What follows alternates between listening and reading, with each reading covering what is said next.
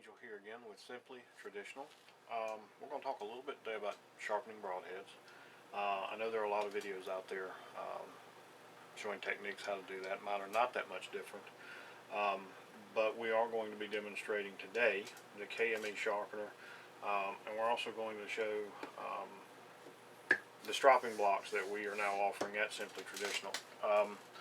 I've used these for quite some time, and really decided to actually fine-tune one and offer it for sale a few weeks ago.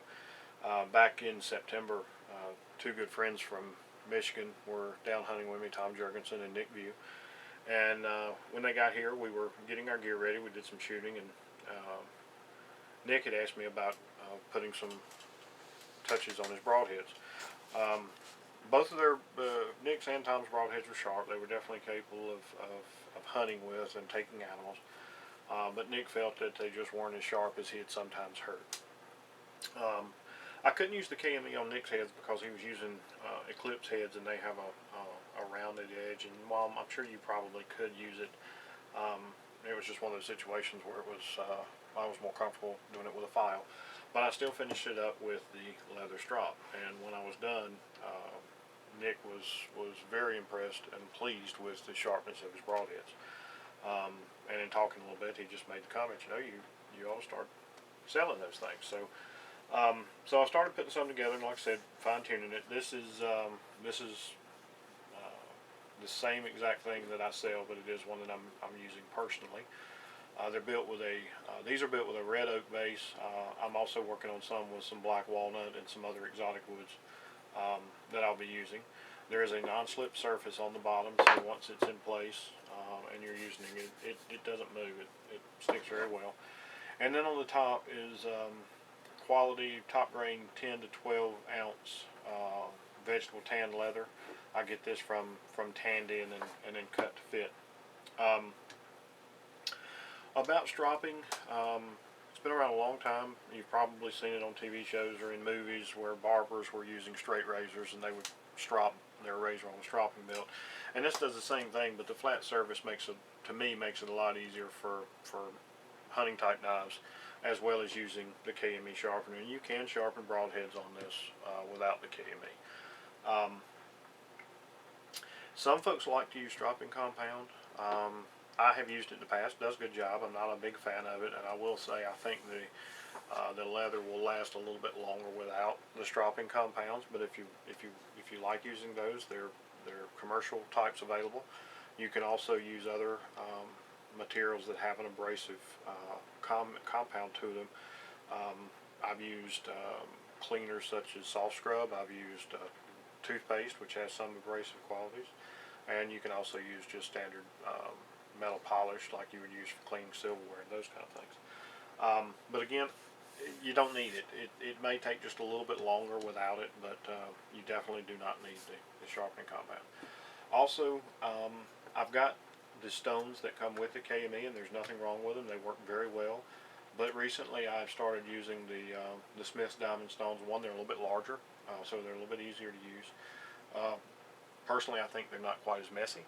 I don't have to use the oil, and they clean up easily. You can pretty much most of the time just wipe them off, brush them off. I don't know, 3 or 4 times a year I may wash these with detergent and soap and water, just to clean out these valleys, because basically what happens with these stones is the filings falls into these little valleys and keeps your surface clean. You don't have to use the oil, and you can just lightly brush those off. They come in 2 grits. They have a coarse and a fine. If there's another one, I haven't seen it. You really don't need it. Then you've got the KME jig, which has 2 components: the clamp and then the angle guide. And I'll show you how to do all that in a minute. This is an arrow that I shot a few weeks ago. It was shot into the ground, so it did dull the edge quite a bit. And try to get this on camera here. It is, I mean, it's still sharp enough, but it's definitely not shaving sharp or hair shaving sharp. So what we're going to do is we're going to touch up this blade. For the purpose of the video, we'll probably just do one side.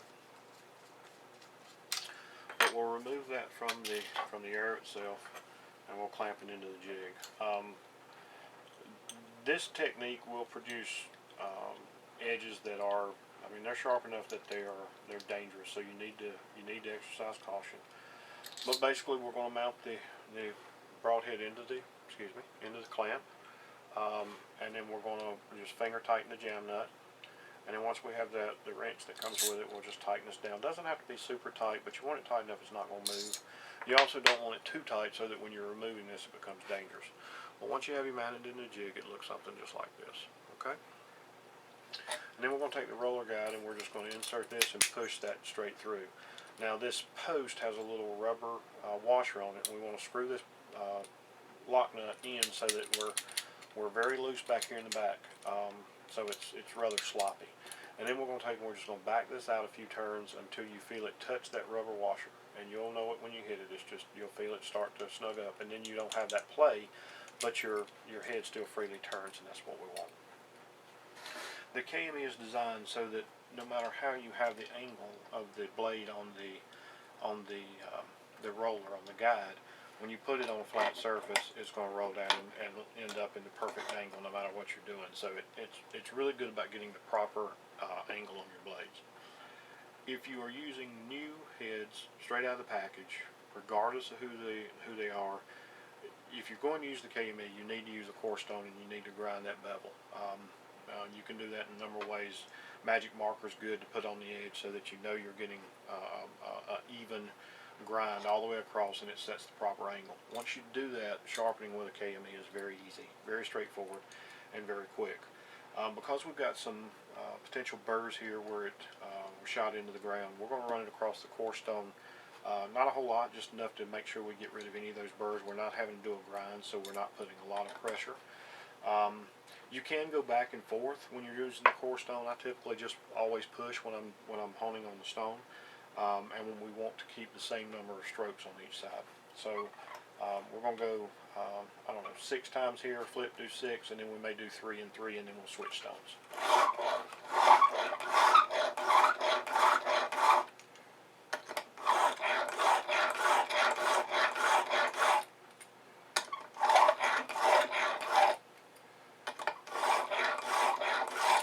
Again, that just really removes any nicks or burrs we may have picked up when the head hit the wind and the dirt. It will take the edge off, but it also tends to put nicks in.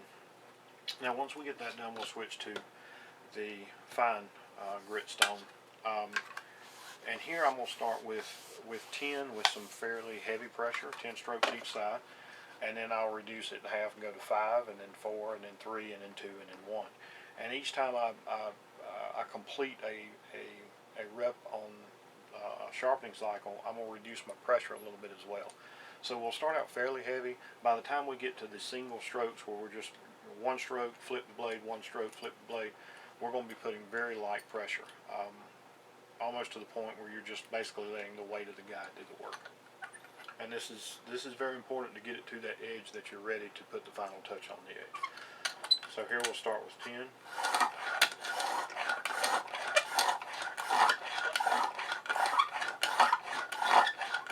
We'll flip this over and we'll do 10 again.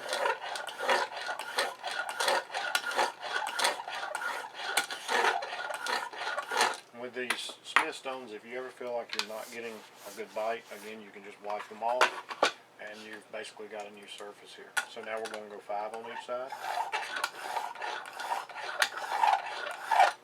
Flip, do 5 again.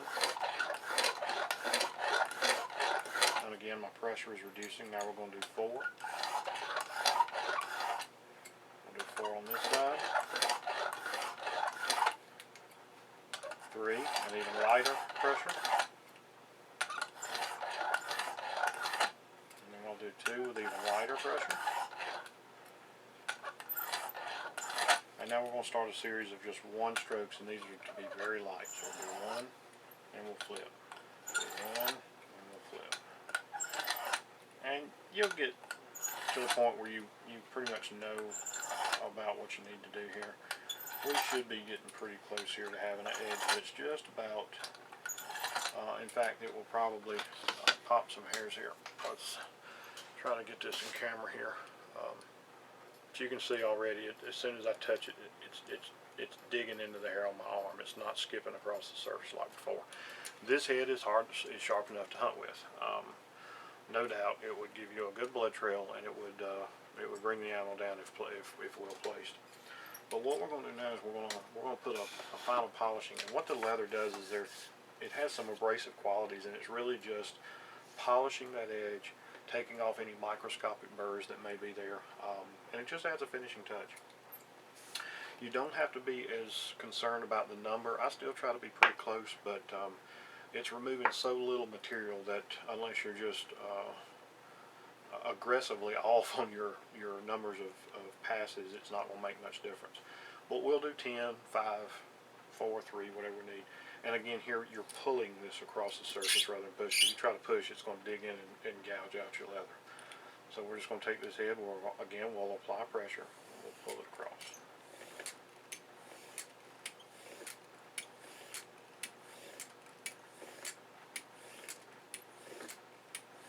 Now, one thing I'll note here, and that was 10 passes. You can constantly switch your block around so that you're keeping the wear on this even. Two, I've made this, if you'll notice, it's quite a bit longer, about 2 inches longer than the sharpening stones. And if I had one complaint about these, or any of the stones that I've used with the KME, I wish you could find some that were a little bit longer, because it just gives you a little bit longer stroke. But the stropping blocks that I made are full 8 inches of surface here, so you've got a good long glide that you can use here to strop these blades.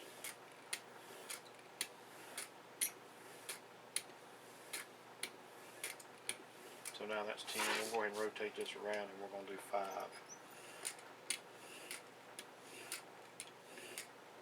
Again on each side.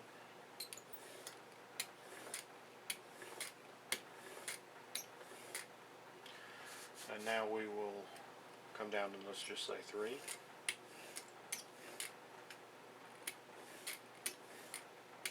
Again, be very careful. At this point, this blade is very sharp, and it will cut you very easily. Now we're just going to do a series of 1 passes, and again, just like with the sharpening, we're getting lighter and lighter. We almost want to get to the point where it's just the weight of the head and the jig that's actually gliding across the surface. And finish with an even number. Now, I haven't even tested this blade yet, but I'm very confident that it is now hair popping sharp. When you're ready to remove the jig from the clamp, again, exercise caution. The heads are very sharp. They will cut you very easily. So instead of reaching up here and doing any kind of pulling, literally all you do is stick your finger in the back, put your thumb on this back post, and push, and it'll pop right up, and then you can lift it out very easily. Very little risk there. Another reason for not over tightening the clamp is now you can loosen this clamp without putting yourself in any danger as far as cutting yourself on that blade trying to get a grip and reach around it. So now here's the surface that we have just sharpened, and we're going to take this and I'm going to bring it up here and I'll show you. Very little pressure here, and you can see that I'm just, I mean, there is no pressure. This is hair popping sharp, folks. This is what it takes to consistently put animals down with a well-placed shot. This animal will hemorrhage very quickly when shot with this. They will bleed freely, and you should have with a good hit, you'll have quick recovery. Now to repeat, flip it over to the other side, and this head is ready to hunt with. Both of these actually also work well with knives, as well as using. You can definitely strop heads without the jig. It's a little bit harder, but you're setting an angle and you're gliding it across the leather. It's not hard to do. You don't have to put a lot of pressure. You just have to exercise some caution. Same thing goes with knives.